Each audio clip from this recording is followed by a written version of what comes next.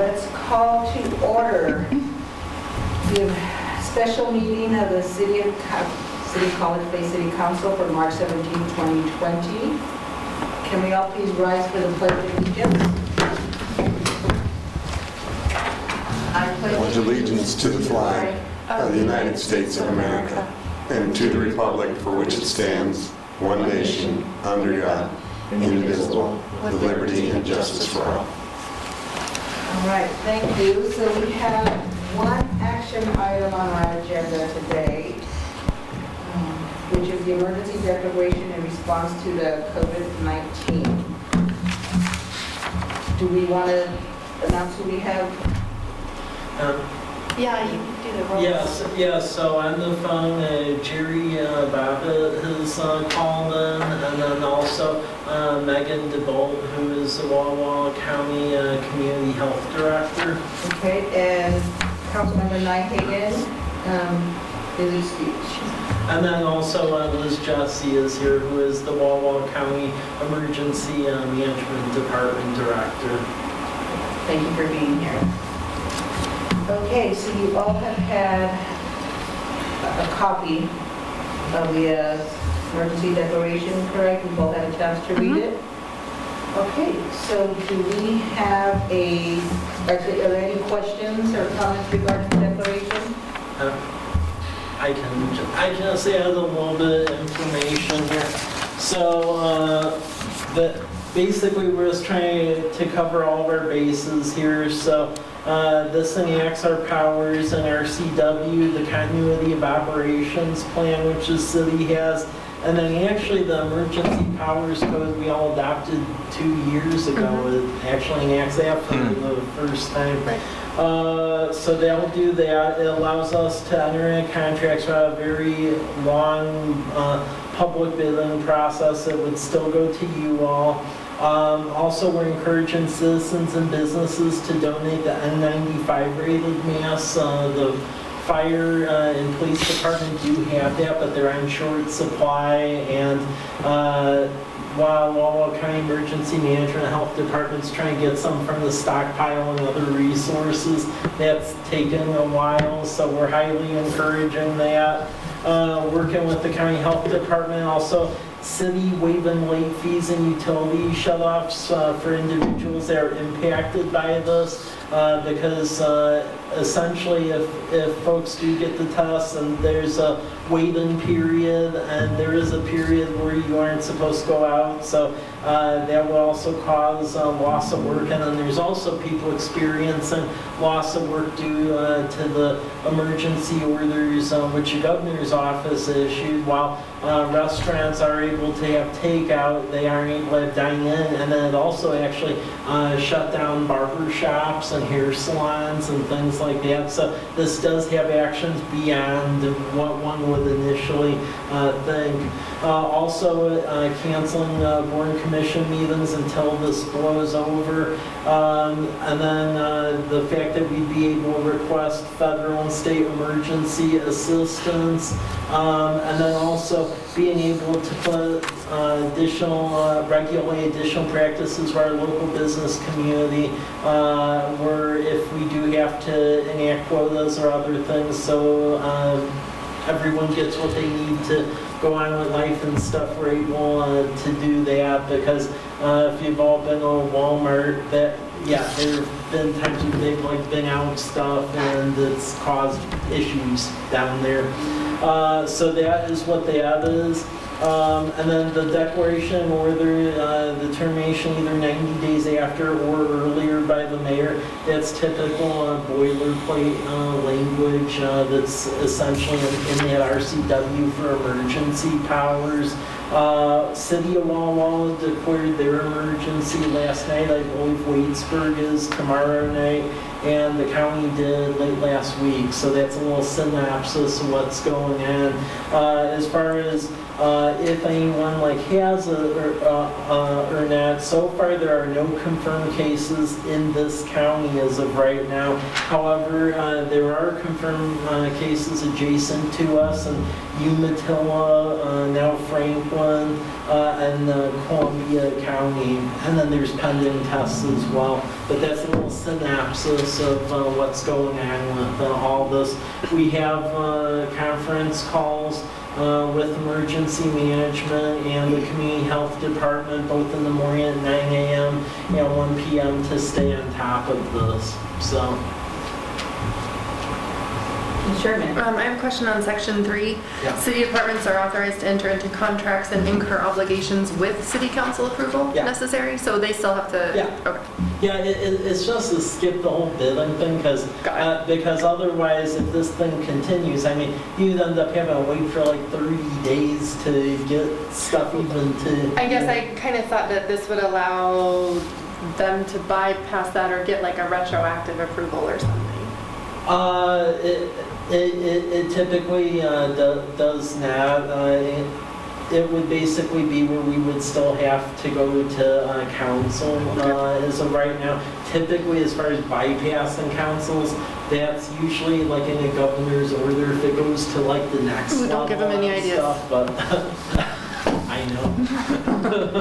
Strike. Mr. Peterson. And then Mr. Pope. So what I've read in the news on other cities, Mike, can you talk just briefly, this process, if we go through with this, it qualifies you down the road for perhaps for federal relief if there are damages shown or? I mean, potentially, there's no guarantees with Right. it, but it would be absolutely not if we didn't pass this. Right. So it does open that door for Right. that because you have to declare one of these. In a way, it was similar to like when we declared an emergency when our one good well went down like Yeah. about a year and a half ago. Similar Okay. concept, except bigger. So. Thank you. So we're entering into construction season. Is work going to be able to continue? Or are we under restriction there because a lot of it's outdoor? So as of right now, yes. Yes, we're under restriction? No, I mean, as of right now, we can Continue. continue with construction projects. It's just I feel with that answer, it's a bit of a loaded answer because every day when I think we're doing things, the order changes. So, yeah. So as of right now, yes. Same, bro. Yeah. Zoe. I just basically have 2 comments that I think as we put the word out about this, it might be helpful to include. One is, the first question I've gotten every time I've told somebody that we're declaring an emergency is, are you doing another quarantine? And I say, no, I think only the public health people can do that. But to make sure that people know that we're not adding a quarantine on top of the governor's quarantine. And then secondly, I read a really good idea with local businesses, like if you were normally going to go and get your hair done or whatever, buy a gift card from them. Because you've already budgeted the money and that can help them keep going. So, just a thought. Well, and we are helping in a couple of ways tomorrow. So Chief Tamaris is a side thing. He actually does do good videos. He's done a lot of our little 1-minute videos on the YouTube channel. And we're going to be making 2 of them tomorrow to put online. One of them is basically talking about this entire situation at the moment with Megan DeBolt and Liz. And then the other one is going to be where we're going to do a video with Jeff Downey, Andy's Market, Kelly from Rogers Bakery, and Kyle from the Chamber, encouraging the whole gift card shop local. And because a lot of the businesses are very scared at the moment with the university essentially doing the teaching online, and the fact that there seems to be new orders coming down every day. It's a bit of a moving target. So It's going to get worse. Mr. Peterson. Was you concerned about the well in particular, or you said? No, it's, we have ongoing work, and my perception is it's going to take a while. So there's an impact to budgets, there's an impact to work, we're going to have to redo contracts. Okay. So the well's part of it, but, you know, there's a lot of stuff that can go on. We aren't currently in the heat of this yet, Yeah. which is going to happen probably in a matter of weeks. Yeah. So Thanks. that was Thanks. it. Yeah, and I mean, that's why we need to pass this thing early, so as we do get in the heat of it, we can be very agile and not get caught up in a bunch of red tape and painful things like that. It was, section 13 was important to me because I want to make sure that we're able to protect the people College Place in case these just do come up and protect our businesses. So I thought that that was something that we needed to do to make sure that encouraging or discouraging behaviors. Yeah. Well, I'm assuming that at some point this could go to, like some of the other cities have done, so we're recommending or mandating that people stay indoors, right? In New Rochelle, Well, that's, that would probably come from It- the Governor. It could come from the governor, and then also an extreme emergency. That power does exist with the mayor with consultation of you all in that municipal code 2.64. right. Okay. I was assuming those would happen. I think in New Rochelle, actually, that Yes. was done by city council in there. And So I did hear that's- today that New York City will say prepared to do that as well. In San Francisco, did. Shelter, yeah. Shelter in place, Yeah. yeah, thank you. Okay, any other questions or discussion items? Okay, do we have a motion regarding the emergency disaster declaration for COVID-19 outbreak resolution number 20-009? I move passing the resolution. Second. Okay, we have a first and a second. Any other questions or comments? All in favor, please say aye. Aye.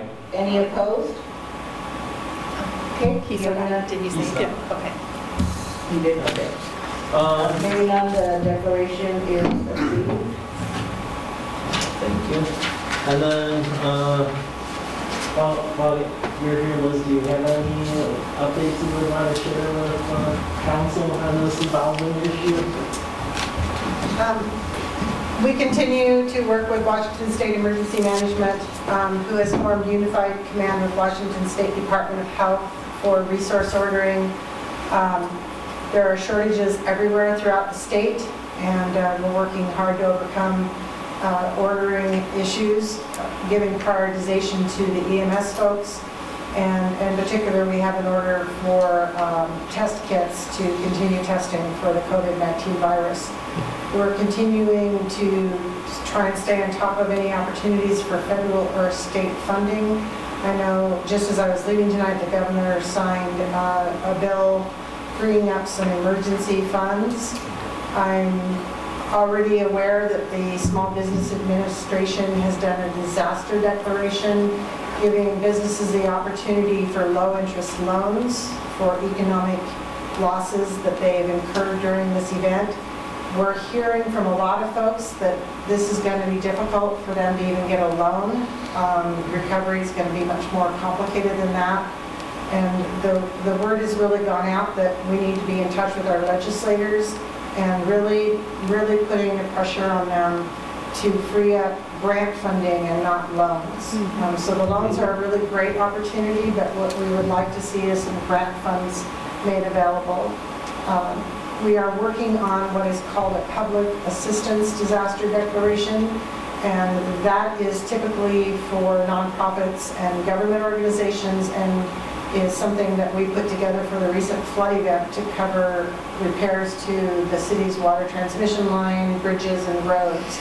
In this instance, it would be an opportunity for governments such as City of College Place to get reimbursement for extra expenses incurred as part of this response. It is a 75%, 25% grant, and historically the Washington State has gone in and taken half of the 25% and covered it, so it would be 12.5%, but there's no guarantee that would happen, especially with all the other expenses that are being incurred by the state right now.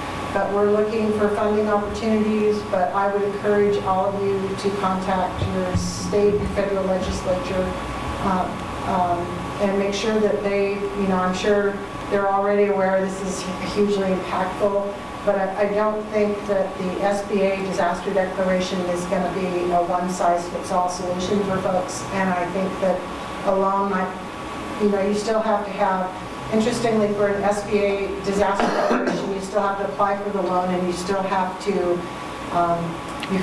have good credit, and you have to be able to get a loan. So if you end up and your business is in trouble and you end up defaulting and your credit goes bad, then it's kind of contraindicated that you can go and apply for a loan. So I encourage you to make your voices heard. Any questions from you? I have a question. Where is a place online or wherever that we can get the details for the various things that the governor has declared for the state or our area as far as the business closure? I manage the Powerhouse Theater, and I'm trying to find the difference between the 250-person thing that's 8 weeks versus the 14 days. And online, there's not a lot of information, but I know that other people have questions about that kind of thing as well. And I haven't. Governor Inslee, if you just do a Google search for Governor Inslee, there's information in the form of press releases, and on each press release are links.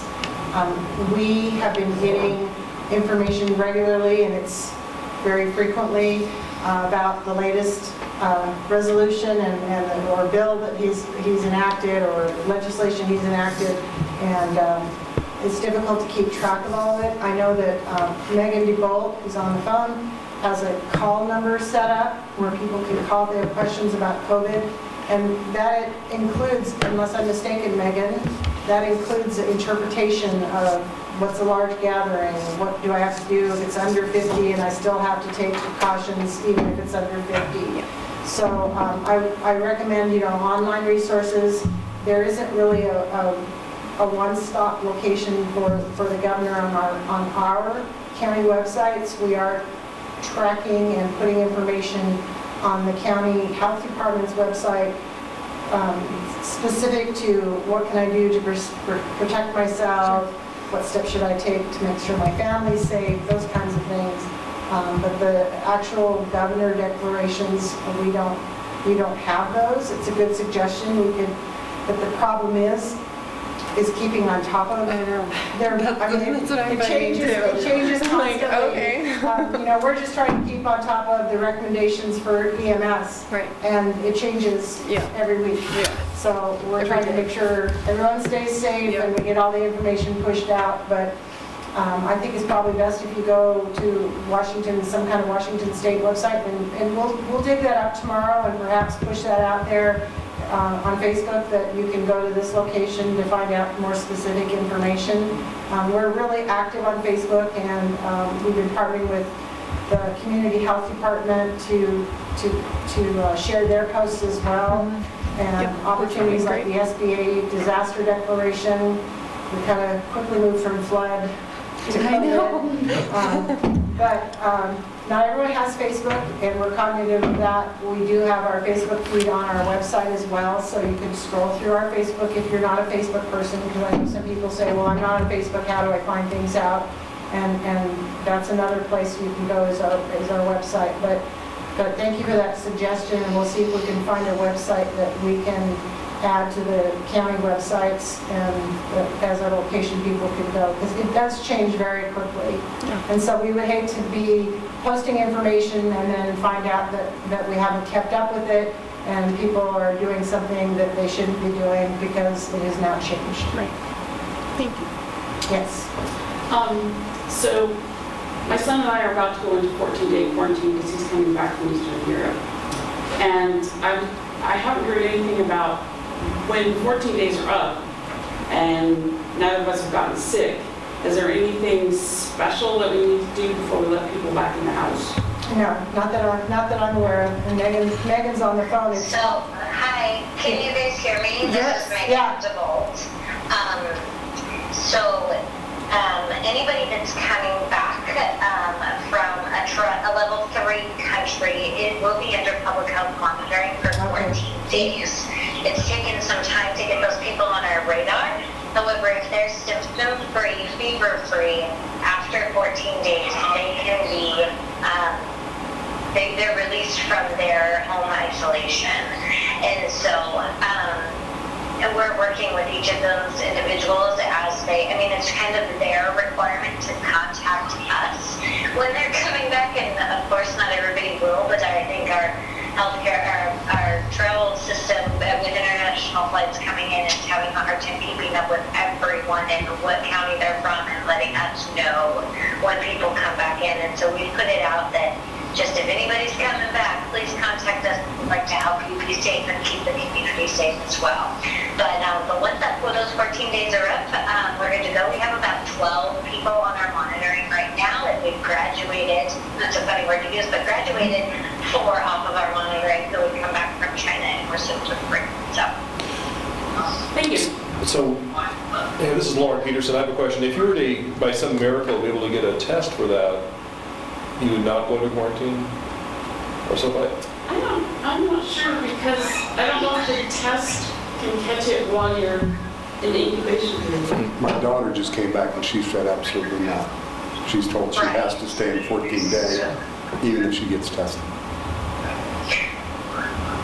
And so you can get tested technically. However, the tests are really being prioritized right now for individuals who are already symptomatic, unfortunately, because there's such a, I mean, we have over 60 pending tests right now in our community, just Walla Walla County residents, and we received 19 negatives, which is wonderful.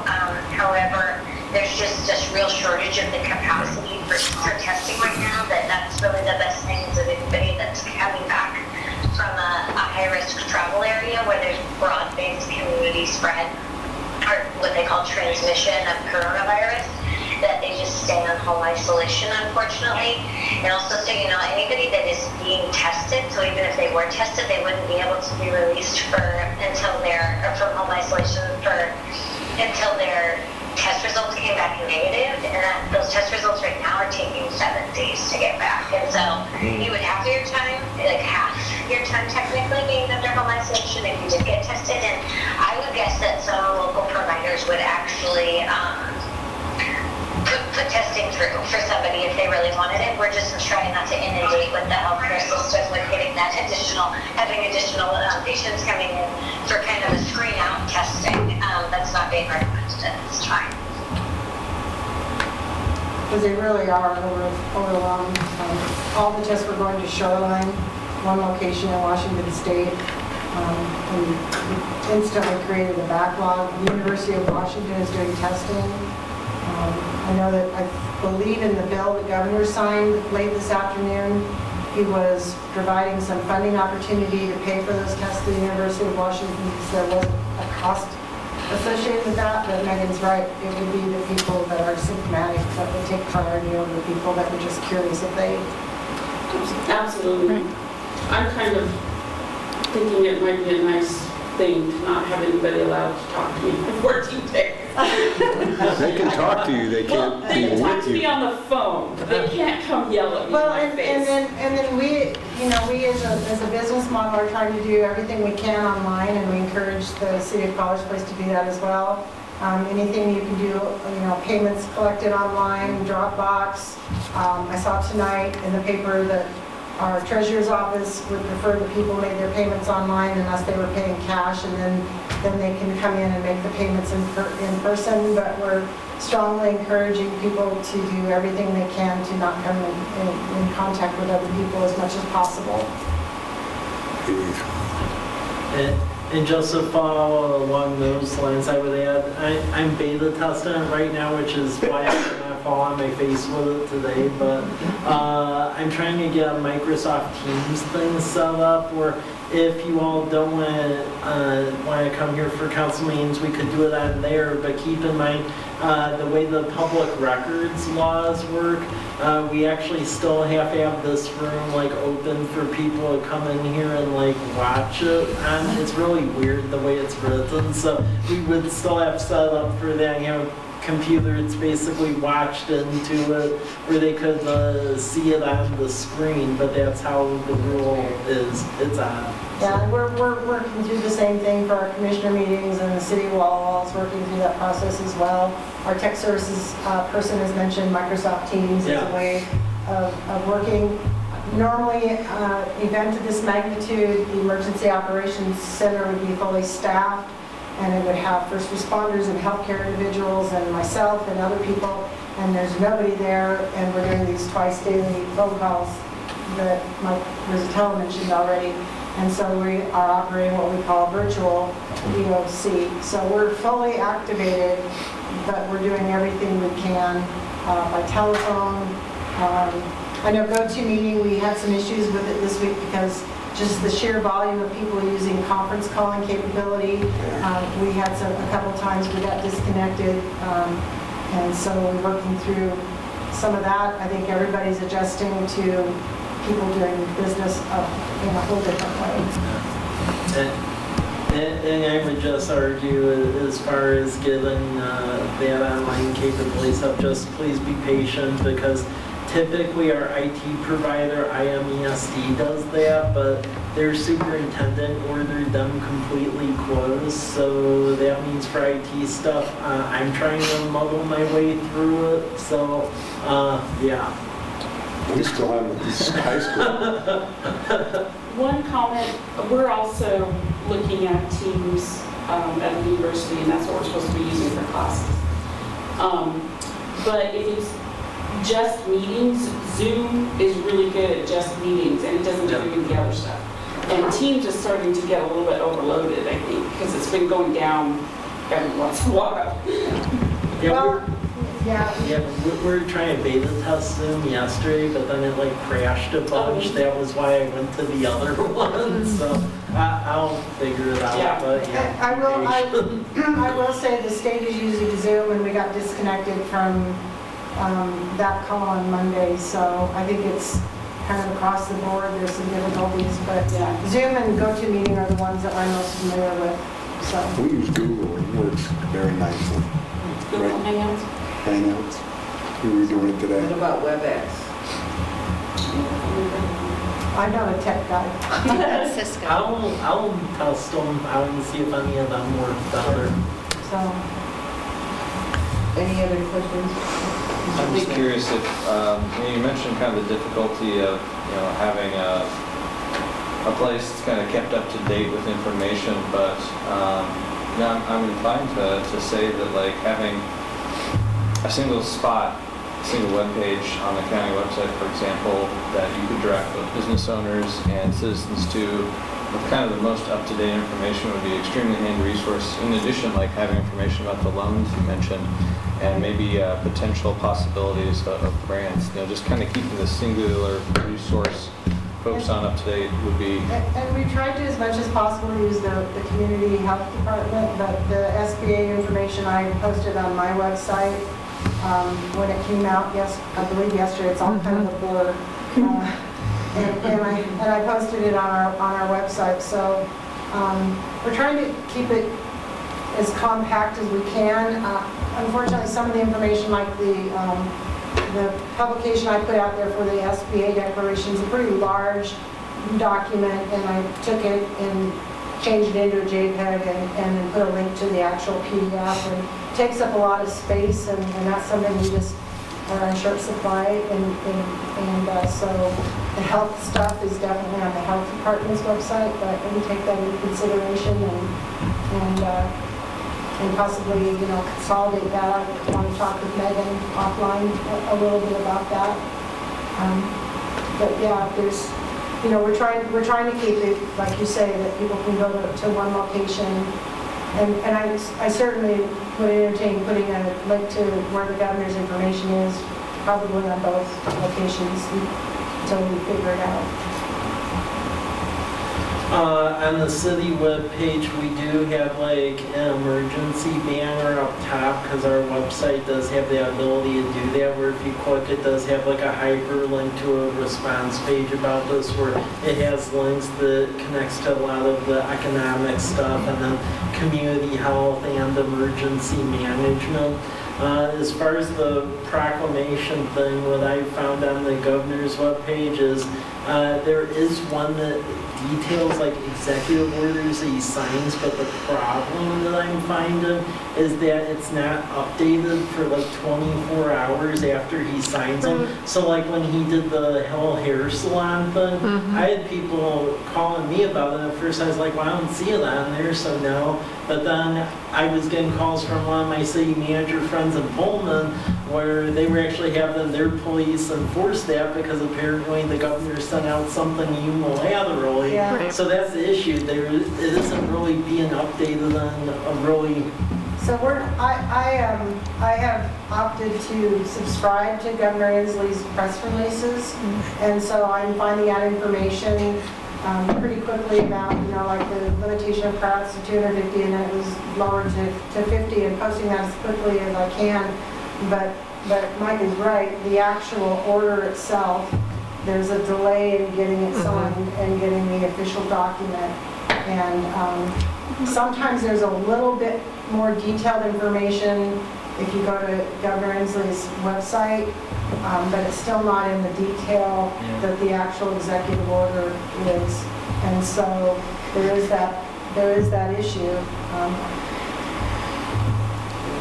I was just going to say thank you for what you're doing, because we know that you've got other jobs than to just keep posting this information, so it is greatly appreciated. Well, thank you. We're all very busy, and we take this very seriously, and we're trying to get the information out as quickly as we can. Thank you. Mr. Bolt, is there anything more you'd like to share with us? No, I think Liz and Mike have covered everything that I would highlight, that we can definitely work on making sure that we have everything in one place on our website, and even if it's posted, duplication posted one place and another, but we can make sure that we have everything on our website as well, so that we can have that kind of one-stop information place for the whole community. And we can put a link on the Community Health Department's website to the Emergency Management's website, so it's still just, you go that one place, and it tells you if you need information about governor proclamations, click here, so, or any kind of grant or federal assistance or state assistance that's available. There's a lot more news to come based on what I saw late this afternoon. Governor Inslee bringing up some different funding channels, and more news to follow, and a lot of interest in it. I know my commissioners, as soon as they hear X numbers of dollars have been made available, they want to know how to access it. So we're trying to stay on top of it as best we can. Well, both of you, please let us know if there's anything that we can do to support, collaborate, help. So we are also here for you. So thank you both very much for attending. Well, thank you for inviting us. Thanks, Liz. Any other questions or comments? Ms. Selby? So should we be keeping an eye on our email, because we may have emergency meetings? Emergency meetings. I would recommend that. Yeah. Absolutely.